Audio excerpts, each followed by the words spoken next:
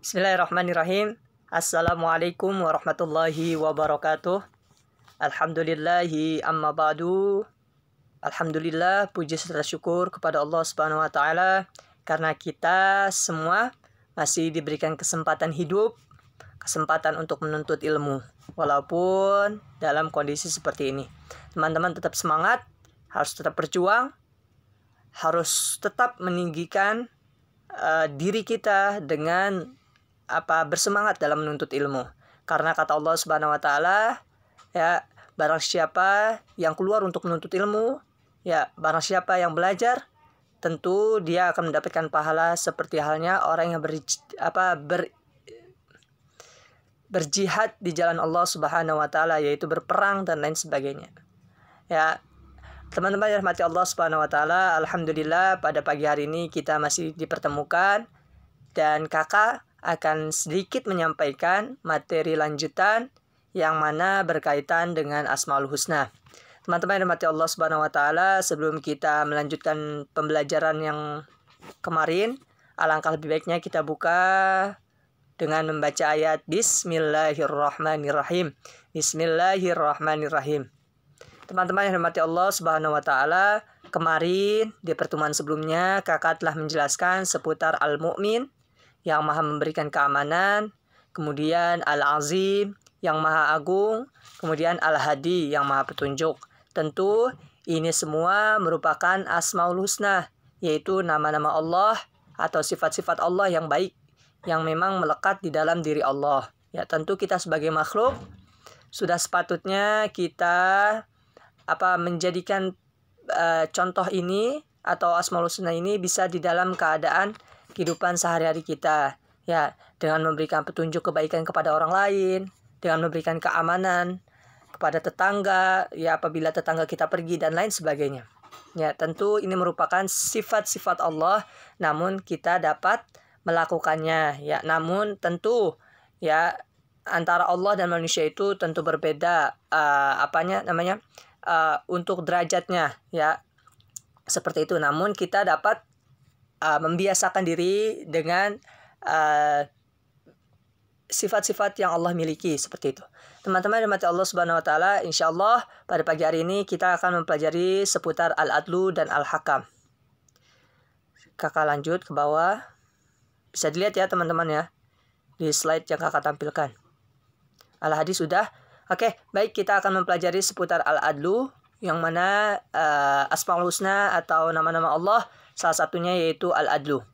Teman-teman bisa dibuka bukunya di halaman 15, ya. Jadi sambil mendengarkan materi bisa lihat buku, baik buku yang kalian pegang maupun di slide yang kakak tampilkan, seperti itu. Yang keempat, lanjutan dari yang kemarin yaitu Al-Adlu, yang artinya yang maha adil. Mengapa Allah dikatakan yang maha adil? Karena Allah lah yang menetapkan hukum dengan seadil-adilnya kepada seluruh hambanya, kepada seluruh manusia, ya. Dan Allah memberikan keadilan ini kepada siapa saja, bukan hanya orang mukmin, namun orang kafir maupun non-muslim, ya, mereka juga diberikan keadilan oleh Allah Subhanahu wa taala. Mengapa demikian? Karena kita dapat pahami orang yang pandai itu, ya, Allah berikan keadilan. Orang yang bersemangat dalam belajar, maka dia akan menjadi pandai. Dia orang yang berusaha untuk dalam belajar, maka dia akan menjadi orang yang pandai. Seperti itu. Ini menandakan bahwa bahwasanya Allah Maha Adil, ya. Barang siapa yang mau berusaha, ya, ataupun bekerja, maka dia akan menjadi orang yang pandai, atau mungkin akan menjadi orang yang diberikan kekayaan oleh Allah Subhanahu wa taala. Karena dia mau bekerja, karena dia mau berusaha dan dia mau belajar. Seperti itu. Ya, walaupun dia orang muslim, apabila dia orang muslim atau mungkin orang kafir, ya, atau mungkin orang dengan agama yang lain, ya, apabila mereka berusaha dan belajar, semangat dan belajar, tentu Allah akan tetap memberikan kepandaian kepadanya. Seperti itu. Ya, begitupun dengan kekayaannya. Demikian pun dengan harta bendanya. Apabila dia orang yang berusaha, selalu berusaha, kemudian selalu rajin bekerja, maka dia, ya, baik orang kafir, ya, itu akan diberikan kekayaan oleh Allah Subhanahu wa taala maupun rezeki yang melimpah seperti itu. Sebagaimana firman Allah Subhanahu wa taala di dalam Al-Qur'an, A'udzubillahi minasyaitonirrajim. Bismillahirrahmanirrahim. Alaihissallahu biahkamil hakimin. Yang artinya, bukankah Allah hukum yang seadil-adilnya? Ya, sudah jelas di dalam ayat ini bahwasanya Allah lah yang paling adil. Ya, ketika kita memandang bahwasanya ada manusia yang adil, tentu Allah lebih jauh adilnya. Allah lebih memiliki sifat seadil-adilnya. Manusia masih memiliki sikap mungkin nggak enakan yang ini atau yang itu ketika terjadi permasalahan di antara dua belah pihak, ya, antara A dan si B. Kemudian ketika yang menetapkan hukum ini, terkadang mereka masih ada rasa tidak enakan karena dekatlah, karena dia saudaranya dan lain sebagainya. Namun di sisi Allah tidak ada seperti itu. Ya, Allah melihat bukan seperti itu. Ya, namun yang Allah lihat yaitu atas ketakwaan kita. Semakin kita rajin bertakwa, maka Allah akan selalu memandang. Ya, tetap hukum, ya, pasti Allah Subhanahu wa taala telah memberikan perintahnya seperti itu. Karena Allah memiliki sifat yang maha adil. Seperti itu. Jadi dan Allah Subhanahu wa taala juga memerintahkan kepada manusia untuk berbuat adil dan juga menyukai orang-orang yang berbuat adil. Jadi di sisi lain Allah adalah yang memiliki sikap seadil-adilnya. Namun Allah juga memerintahkan kepada kita sebagai manusia untuk berbuat adil. Ya, banyak cara kita manusia untuk berbuat adil, yaitu ketika terjadinya perselisihan, ya, dapat kita mencari solusi yang baik, ya, yang tidak menjatuhkan satu dan yang lainnya, dan menetapkan yang adil seperti itu. Dan kemudian ketika terjadi sesuatu dan lain sebagainya, kemudian Allah juga mencintai orang-orang yang berbuat adil. Hal ini sebagaimana di dalam Al-Qur'an, A'udzubillahi minasyaitonirrajim. Bismillahirrahmanirrahim. Ya ayyuhalladzina amanu kunu qawwamina lillahi syuhada'a bil qist wa la yajrimannakum syana'anu qaumin ala alla ta'dilu i'diluhum aqrabul littaqwa wattaqullah innallaha khabirum bima ta'malun. Yang artinya, hai orang-orang yang beriman, hendaklah kamu menjadi orang-orang yang selalu menegakkan kebenaran atau keadilan karena Allah, menjadi saksi yang adil. Nah, kemudian janganlah sekali-kali kebencianmu terhadap sesuatu kaum mendorong kamu untuk berlaku untuk tidak adil. Berlaku adillah, karena adil itu lebih dekat kepada takwa dan ketakwaan, dan bertakwa kepada Allah. Sesungguhnya Allah Maha mengetahui apa yang kamu kerjakan. Kita sebagai manusia jangan sampai keadilan kita luntur ketika kita menghadapi orang-orang yang kita benci. Seperti itu. Ya, jangan sampai karena kebencian kita malah menjadi mendominasi atau didepankan. Seperti itu. Sedangkan keadilan malah dibelakangkan karena kita benci dengan orang tersebut maupun sebagainya. Ya, tentu hal ini sangat dilarang oleh Allah Subhanahu wa taala.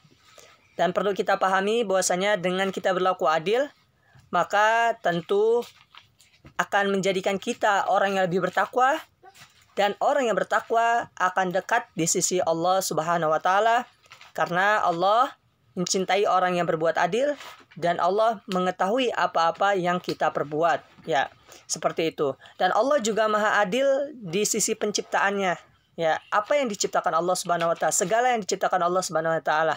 Karena Allah menciptakan semuanya dengan berpasang-pasangan. Tentu ini merupakan keadilan, ya. Allah menciptakan laki-laki, ya. Kemudian Allah menciptakan pasangannya yaitu perempuan. Allah menciptakan besar, kemudian Allah menciptakan kecil juga. Tentu ini merupakan keadilan dari Allah Subhanahu wa taala.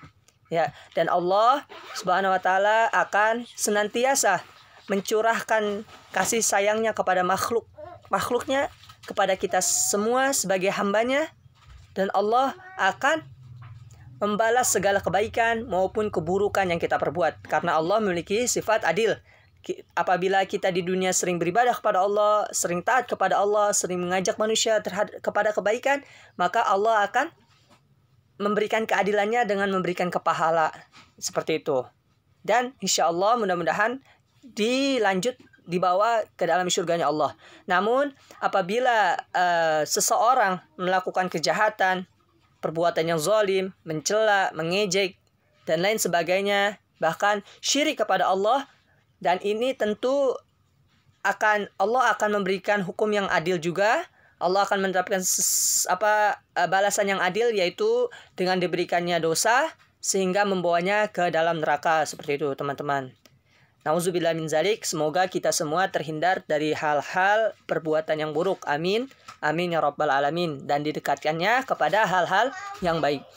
Adapun untuk Asmaul Husna selanjutnya, yaitu yang berkaitan dengan Al-Hakam, yaitu yang menetapkan hukum. Sebelumnya kita berbicara tentang Allah memiliki sifat adil, dan sekarang kita akan membicarakan tentang ketetapan Allah, baik hukum yang datang dari Allah Subhanahu wa taala. Ya, semua hukum yang ada di alam ini Allah Subhanahu wa taala yang menetapkan, dan Allah Subhanahu wa taala yang memutuskan kebenarannya maupun kebatilannya. Ya, dan Allah memberikan peluang bagi mereka yang taat, maka akan diberikan balasan atau menetapkannya ke dalam surga. Sedangkan bagi mereka yang durhaka kepada orang tua, durhaka kepada Allah, ya, maupun selalu jauh atau tidak mengikuti perintah Allah Subhanahu wa taala, maka Allah Subhanahu wa taala akan menetapkannya ke dalam nerakanya Allah Subhanahu wa taala. Nauzubillahi min zalik, nauzubillahi min zalik. Seperti itu. Dan ketetapan Allah juga terjadi di seluruh jagat raya. Bahkan di dunia ini sehelai daun pun yang akan jatuh, atau mungkin seekor semut pun, hewan pun, ya, apabila ia mati, terinjak dan lain sebagainya, kemudian kapan ia jatuh, kapan ia makan dan lain sebagainya, semua itu merupakan ketetapan Allah Subhanahu wa taala. Tentu ini merupakan perihal yang sangat hebat, perihal yang hanya dimiliki oleh Sang Kuasa, Sang Maha Pencipta, yaitu Allah Subhanahu wa taala. Sebagaimana Allah Subhanahu wa taala berfirman, A'udzubillahi minasyaitonirrajim, bismillahirrahmanirrahim. Innal abrara lafi na'im wa innal fujjara lafi jahim. Ya, artinya sesungguhnya orang-orang yang banyak berbakti benar-benar berada dalam surga dan penuh kenikmatan. Dan sungguhnya orang-orang yang durhaka benar-benar berada dalam neraka. Surah Al-Infitar ayat 13-14. Dapat kita pahami dari ayat ini, tentu Allah menetapkan bagi mereka yang rajin, bagi mereka yang selalu taat kepada Allah, bagi mereka yang selalu mengajak manusia kepada kebaikan, serta memberikan kebaikan terhadap lingkungannya dan lain sebagainya, maka Allah akan menetapkannya surga yang penuh kenikmatan kepadanya.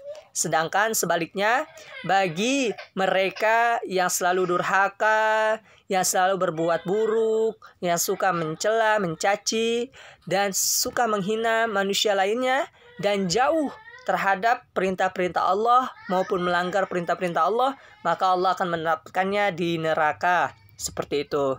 Dan teman-teman harus ketahui juga bahwasanya setiap keputusan yang datang dari Allah itu merupakan keputusan yang adil dan bijaksana dan keputusan yang terbaik. Perlu kita pahami juga bahwasanya yang Allah berikan, yang Allah putuskan, yang Allah tetapkan itu semua kebaikan untuk diri kita. Walaupun kita memandangnya sesuatu hal yang buruk, namun di sisi lain Allah memberikan kebaikan. Seperti halnya mungkin kita terkena musibah, ya, entah itu banjir maupun nauzubillah min zalik, mungkin gempa bumi dan sebagainya, sehingga menghancurkan rumah-rumah kita. Kemudian kita menetapkan bahwasanya ini merupakan keburukan, ini merupakan kejelekan di dalam diri kita. Ya, perlu kita pahami, bisa jadi itu merupakan kebaikan Allah Subhanahu wa taala yang Allah berikan, sehingga kita lebih bersabar, menjadi orang yang tabah terhadap segala musibah. Mungkin di sisi lain Allah Subhanahu wa taala memberikan suatu nikmat yang lebih besar daripada rumah yang telah hancur dilanda gempa bumi. Seperti itu. Itulah ketetapan Allah. Allah yang mengetahui, kita jangan sampai selalu mengeluh terhadap ketetapan-ketetapan Allah Subhanahu wa taala. Tetap kita syukuri, kita tabah sehingga kita menjadi orang-orang yang lebih bertakwa. Amin amin ya rabbal alamin. Dan teman-teman, semoga dengan 5 Asmaul Husna ini dapat menjadi ibrah maupun pelajaran di dalam diri kita, ya, yang mana meliputi sifat-sifat al-mu'min yang pertama, kemudian al-azim, al-hadi, al-adlu, dan yang terakhir al-hakam. Tentu dengan kita mempelajari sifat-sifat Allah, semoga kita semua, kalian dan kakak, selalu taat dan patuh terhadap semua perintah Allah, serta menjauhi apa-apa yang dilarang oleh Allah Subhanahu wa taala, serta kita dapat mengamalkan, melakukannya di dalam kehidupan sehari-hari. Seperti itu. Dan ini adapun setelah mempelajari materi ini diharapkan kita selalu mengagungkan, ya, selalu menjunjung tinggi kalimat Allah, ini yang pertama. Kemudian baik dalam ibadah maupun di luar ibadah, ya, bermuamalah, bersosialisasi terhadap masyarakat dan lain sebagainya. Kemudian yang kedua, kita diharapkan untuk bisa menghormati orang yang berjasa, misalnya orang tua, guru, ulama dan lainnya. Kemudian yang ketiga yaitu mengikuti petunjuk Allah dan Rasul. Ya, seperti itu. Al-hadi. Yang keempat yaitu selalu berbuat adil. Perlu keadilan, bukan hanya Allah dan Rasulnya saja. Kita sebagai manusia perlu dan sepatutnya mencontoh sikap adil. Seperti itu. Dan menjadi kebiasaan di dalam segala aktivitas atau keseharian kita. Itu baik perbuatan, perkataan, dan lain-lain sebagainya. Dan yang kelima, menjadi pemimpin yang adil. Insya Allah sudah dipastikan kita semua adalah seorang pemimpin.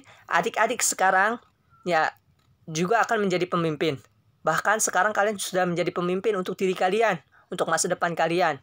Dan kakak juga nanti ketika mungkin, ya, ketika kakak telah menikah dan lain sebagainya, tentu kakak akan menjadi pemimpin. Dan sekarang pun kakak juga menjadi pemimpin bagi diri kakak seperti halnya kalian, untuk kebaikan. Karena segala apa-apa yang kita perbuat, baik yang sekecil zarrah, ya, sekecil atom, ataupun lebih kecil dan lain sebagainya, semuanya akan dipertanggungjawabkan di hadapan Allah Subhanahu wa taala. Oleh karenanya, yuk mari kita berusaha untuk mendekatkan diri kepada Allah, perbanyak ibadah, mengikuti apa yang segala diperintahkan, dan menjauhi segala apa-apa yang dilarang oleh Allah Subhanahu wa taala. Semoga Allah Subhanahu wa taala mempermudah kita dalam taat kepada Allah Subhanahu wa taala, serta menjadikan kita anak yang soleh dan solehah, serta berbakti kepada kedua orang tua. Amin amin ya rabbal alamin. Kakak kira cukup sampai sini. Selebihnya kalian bisa baca di halaman 18 untuk muhasabah atau sedikit rangkuman yang telah kita pelajari di bab kedua. Wallahu a'lam bishawab. Kakak rasa cukup. Marilah kita tutup pembelajaran kita dengan membaca ayat Alhamdulillahirabbil alamin. Alhamdulillahirabbil alamin. Assalamualaikum warahmatullahi wabarakatuh.